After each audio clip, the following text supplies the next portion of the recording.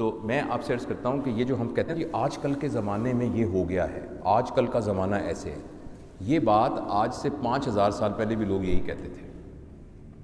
لہٰذا یہ بالکل نئی بات نہیں ہے کہ جی آج کا زمانہ خراب ہو گیا ہے. میں نے کئی دفعہ یہ بات ذکر کی ہے کہ 15,000 سال پرانی ایک تحریر ملی کہیں سے، 15,000 سال. اس تحریر کو جب دیکھا گیا تو وہ اس لینگویج میں تھی کہ جس کو ڈسائفر کرنے کا پتہ نہیں چل رہا تھا کہ کیا کرنی ہے. تو 3 سال آرکیالوجسٹ کو لگے اس تحریر کو سمجھنے کے لیے کہ اس میں لکھا کیا ہے. اور جب اس میں پڑھا گیا تو آپ کو پتہ کیا لکھا تھا اس پہ لکھا تھا زمانہ بہت خراب ہو گیا ہے، اب اس زمانے کے بچنے کا کوئی چانس نہیں ہے. اس لیے بیٹا نبی کریم صلی اللہ علیہ وسلم کی حدیث کا مفہوم ہے زمانے کو برا مت کہو، تم اپنے لحاظ سے بہترین زمانے میں پیدا کیے گئے ہو.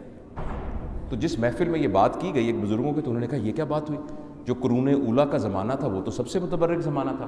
آپ کیسے کہہ سکتے ہیں کہ نبی کریم صلی اللہ علیہ وسلم کے زمانے میں پیدا ہوتا تو میں کمتر ہوتا اور اس زمانے میں بہتر پیدا ہوا ہوں.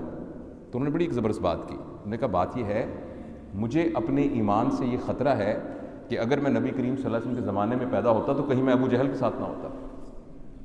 تو چاہے ہم نبی کریم صلی اللہ علیہ وسلم کے زمانے میں بھی پیدا ہوئے ہوتے، اگر ہم ابو جہل کے ساتھ ہوتے تو کیا ہمارا زمانہ ہمارے لیے اچھا ہوتا. تو یہ ہے کہ یہ جو ہم سب کو یہ لگ رہا ہوتا ہے کہ یہ ایک جدید زمانہ ہے اور اس سے پہلا جو ہے ایک پرانا زمانہ، ایسا بالکل نہیں ہے. اور ہم یہ بھی کہتے ہیں نا زمانہ بہت برا ہو گیا ہے، یہ بھی بہت بری بات ہے. وہ اس لیے جب ہم کہتے ہیں نا زمانہ برا ہو گیا ہے، اس کا مطلب ہے معاذ اللہ اللہ میں سے کچھ کوتاہی ہوئی ہے زمانے کو چلانے کے سلسلے میں. ایسا نہیں ہوا، صرف یہ ہے کہ زمانہ مختلف ہو گیا ہے. مختلف زمانے کے اندر ایتھکس اینڈ مورالٹی کی ڈیفینیشنز چینج ہو جاتی ہے. اور اس کے اندر اب کئی چیزیں ایسی تھیں جو احترام میں آتی تھی. جیسے آج بھی میں نے وہاں کہا تھا کہ بیٹا ہم تمہاری شادی کر رہے ہیں، جہاں تمہاری ڈولی گئی ہے نا وہاں سے تمہارا جنازہ آئے گا. اب وہ لڑکی اسی طرح ہی کرتی تھی، اس کا جنازہ ہی آتا تھا. تو ہم کہتے تھے کتنی تابع دار بچی ہے، ایک بدماش کے ساتھ ہم نے شادی کر دی، ایک شرابی کے ساتھ شادی کر دی، وہ جوا بھی کھیلتا ہے، اس کو مارتا بھی تھا. اس نے کہا میرے ابا نے کہا تھا جہاں تمہاری ڈولی گئی ہے وہاں سے تمہارا جنازہ آئے گا. ہم کہتے کتنی اچھی تابع دار لڑکی. اب لڑکی پڑھی لکھی ہے، وہ کہتی میرا کیوں جنازہ آئے گا بھائی، میرا دماغ خراب ہے کہ میں ایک پاگل آدمی کے ساتھ رہوں، میں نہیں رہتی اس کے ساتھ. تو ہم کہتے ہیں زمانہ بڑا خراب ہو گیا. کیونکہ زمانہ بدلا یہ ہے کہ پہلے کچھ لوگ استحصال کرتے تھے اور باقی لوگوں کا استحصال ہوتا تھا، اور وہ لوگ چپ کر کے اپنا استحصال کراتے رہتے تھے. اب جیسے جیسے اویئرنیس کریٹ ہونی شروع ہوئی ہے، لوگ کہتے ہیں ہم نے نہیں استحصال کرانا. ایک زمانے میں جو ٹیچر نے کہہ دیا کان پکڑا دیے، ڈنڈا مار دیا. اب ٹیچر آگے اسٹوڈنٹ آگے سے آرگو کرتا ہے، ہم کہتے ہیں یہ بدتمیز ہو گیا. وہ بدتمیز نہیں ہوا، ڈفرینٹ ہو گیا ہے.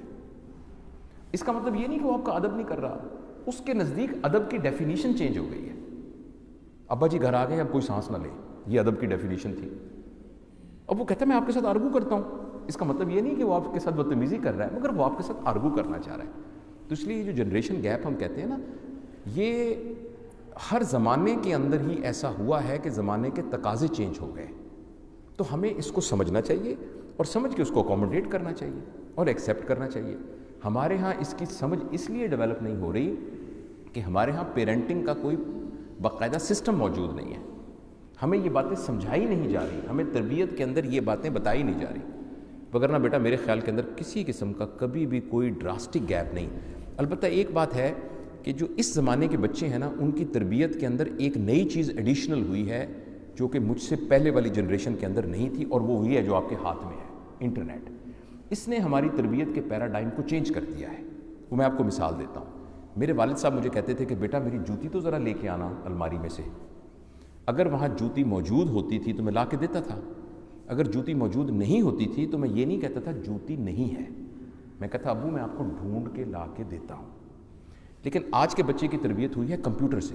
وہ کہتے ہیں اوپن دی فائل، اگر فائل ہے تو فائل کھل جائے گی، اگر نہیں ہے وہ کہے گا فائل ناٹ فاؤنڈ. تو لہٰذا اب جب باپ کہے گا میری جوتی لے کے آؤ تو وہ کہے گا جوتی نہیں ہے. باپ کا کتنا بدتمیز آدمی ہے. وجہ یہ کہ اس کی تربیت کا پیراڈائم اور ہے. یعنی پہلا سبجیکٹو تربیت ہوئی تھی، اب آبجیکٹو تربیت ہوئی ہے.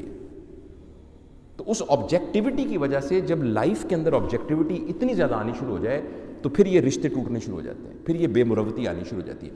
اب اس گیپ کو فل کرنے کا طریقہ یہ ہے کہ اب ہم اپنی تربیت کے نظام کو سٹرونگ کریں. ایک بات ہم نے پچھلے دنوں بھی عرض کی تھی، بچوں کی تربیت کی ذمہ داری کس کی ہونی چاہیے؟ والدین کی. اچھا، والدین نے یہ ذمہ داری، کیونکہ سب کو پیسے چاہیے، وہ جو آپ کی ضرورت والی بات ہے، کیونکہ گھر کی ضروریت، پہلے گھر کے اندر ایک سائیکل ہوتا تھا، اب گھر میں ہر بندے کے پاس کار ہے، تو کاروں کو پیٹرول ڈلتا ہے اس کے اندر. پہلے پورے گھر کے اندر ایک کولر ہوتا تھا، اب ہر کمرے میں اے سی لگا ہوا ہے، اب اس کا بل آئے گا. ٹھیک ہے، پہلے چھوٹا سا ایک گھر ہوتا تھا، ایک کمرے میں سب سوتے تھے، اب ہر کمرے میں الگ سوتا ہے، ہر ایک کی ضروریات ڈفرینٹ ہے، تو سب کو کام کرنا پڑے گا. تو کیپٹلسٹ سوچ کے حساب سے تو بڑی زبردست بات ہے، سارے کام کریں، خوشحالی ہو. لیکن اس کا نتیجہ یہ ہوا کہ جو تربیت کا نظام پیرنٹس نے کرنا تھا نا، وہ انہوں نے آؤٹ سورس کر دیا. آؤٹ سورس سمجھتے ہیں نا؟ وہ اس طرح کر دیا کہ وہ مہنگے اسکولوں کو آؤٹ سورس کر دیا. ماں باپ نے خود بیٹھ کے بتانا تھا، تہذیب سکھانی تھی، اخلاق سکھانا تھا، اب وہ پیسے مہنگے دے کے آپ نے اسکولوں کو آؤٹ سورس کر دیا. لہٰذا اور جو اسکول تھے سارے، وہ بنیادی طور پر اخلاق سکھانے کے اداروں کی بجائے نمبر بنانے کی مشینیں بن گئے. جب ایک بچہ ایک اسکول میں داخل ہوتا ہے، نہ بچے کی ایکسپیکٹیشن یہ ہوتی ہے، نہ ماں باپ کی یہ ایکسپیکٹیشن ہوتی ہے، نہ اسکول کی ایکسپیکٹیشن ہوتی ہے کہ میرا بچہ یہاں سے نکلے گا تو اخلاق کے اعلیٰ معیار پر پہنچے گا. اس کی ایکسپیکٹیشن ہی یہ ہوتی ہے کہ یہ نمبر لے کے ایف ایس سی کا اور ایم ڈی کا ایڈ کر کے میڈیکل کالج میں داخل ہوگا کہ نہیں ہوگا. تو بچوں کی تربیت ہم نے آؤٹ سورس کر دی اسکول کو. اچھا، ماں بیٹھ کے کھانا پکاتی تھی، سارے ارد گرد بیٹھتے تھے، پتہ نہیں آپ کو یاد ہوگا کہ نہیں، سارے بیٹھ کے کھانا کھاتے تھے، کچھ باتیں. اب یہ ہم نے، ماں تو بزی ہے، اس نے تو کالج میں جانا ہے، اس نے بھی پڑھانے جانا ہے یا کچھ کام کرنے جانا ہے، تو یہ ہم نے آؤٹ سورس کر دیا فوڈ پانڈا کو. تو کھانا اب وہاں سے آنا شروع ہو گیا. تربیت ہم نے آؤٹ سورس کر دی اسکولوں کو. تو وہ جو گیپ تربیت کا ہوا ہے، اور پھر تربیت کے لیے رہ کا گیا.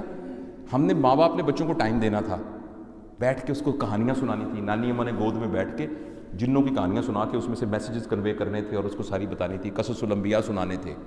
اس کے لیے ماں باپ کے پاس ٹائم نہیں تھا. اس تربیت کو انہوں نے آؤٹ سورس کر دیا، ایک مہنگا سا فون لے دیا، یہ آؤٹ سورس کر دی نا. تو تینوں چیزیں تربیت کی آؤٹ سورس ہو گئی.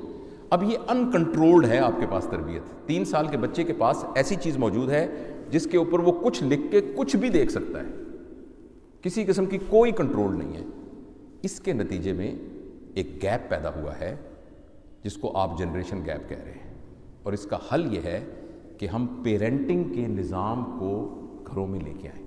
تربیت کی ذمہ داری ماں باپ اپنے ذمہ لیں.